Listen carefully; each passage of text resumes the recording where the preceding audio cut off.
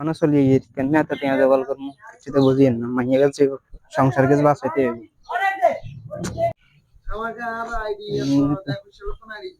সালাম আলাইকুম ভাইয়া, কিছু সাহায্য করেন পারলে আমাকে।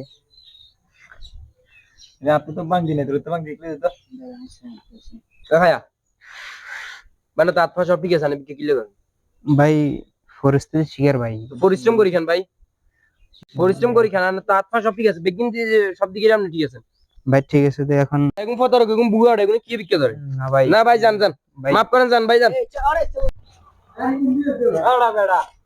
আমার টাকা পয়সা তো উঠে না, আল্লাহ জানে কেমনে কি করবো। সালাম আলাইকুম ভাই। ওয়ালাইকুম সালাম। ভাই যদি কিছু পারেন আমাকে সাহায্য করেন। ভাই আমরা তো দেখি যে আল্লাহ দিলে ব্যাগ কিছু ঠিক আছে, ইয়ে আছেন আপনি বিক্রি কিলো করেন। ঠিক আছে যে ভাই এখন পরিস্থিতি শিকারে ভাই বিক্রি করার লাগে। কি ভাই কি পরিস্থিতি শিকার আমরা? মাইয়ারে বিয়ে দিছি, মাইয়ার শ্বশুর বাড়িতে এখন ইয়া করে গরু দিচ্ছে, গরু ছাগল দিবার লোক এখন ভাই আর দ্বারা তো সম্ভব না। এখন বিজ্ঞানের যে দাম বেশি আনে তো দেখেন, জি এখন আর নিজে কোরবান করতে দায় হয়ে যাবে। জি এখন আবার তারপরে গরু দিতাম ছাগল দিতাম করছে, এখন তো ভাই আর তো যে টিয়া আছে টিয়া দিয়ে কিছু করেন যান না। তো এই লেভেলে কি আপনি বিক্রি করবেন না? না সম্ভব না। ভাই আর এটা তো জোর জবরদস্তি, তো এটা হয় না। যুদ্ধ অবস্থা বলতে ভাই এখন আর ইয়া করে মাইয়ারে বলে সংসার করলে দিত না। এখন এখন ভাই ন করলেও হারে দিন না।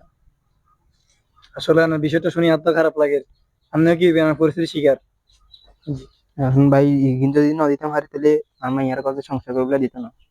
বুঝছেন না সমাজের অবস্থা কি? এই ছোট বালতুন একজন বাপে মায়েরে বড় করে আলু দিয়ে দিবেন হরেও শান্তি নাই, কি অবস্থা। আসলে ভাই শুধু আপনার না, আপনার মতো এই সমাজে হাজারো বাবা মা আছে মেয়েদেরকে বিবাহ দিই তারপরে এই কষ্টের শিকার।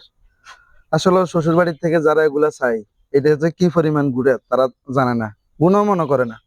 আমরা শুধু একটা জিনিস চিন্তা করলে হয়, একটা মাতা পিতা তার সন্তানকে একটা মেয়েকে বড় করে, জি, ছোট কাল থেকে অবশ্যই। বড় করে, জি। বড় করার পরে তার স্কুলে পড়া, মাদ্রাসায় পড়া, তারপর টিউশনি প্রাইভেট পড়া, জি তারপর কলেজ, কত খরচ, তারপরে বিবাহ দেওয়ার পরে জামাই মোটরসাইকেল চা, উইয়ান চা হিয়ান চা, এগুলো আসলে ঠিক না।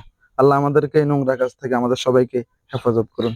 আর ভাই আমরা যে ভিক্ষা করেন এটা গেলে আসলে ঠিক না। ভিক্ষাটা আমরা ইসলামের জায়েজ নাই। শরীরে যতক্ষণ বল আছে ততক্ষণ পরিশ্রম করে খাইতে হবে। ভাই জায়েজ নাই তো জানি, এখন জি আর মাইয়ের সংসার তো টিকতো না বুঝুন।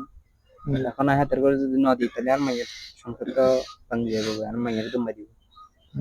এখন যা অবস্থা করে আসলে ভাই ভিক্ষাটা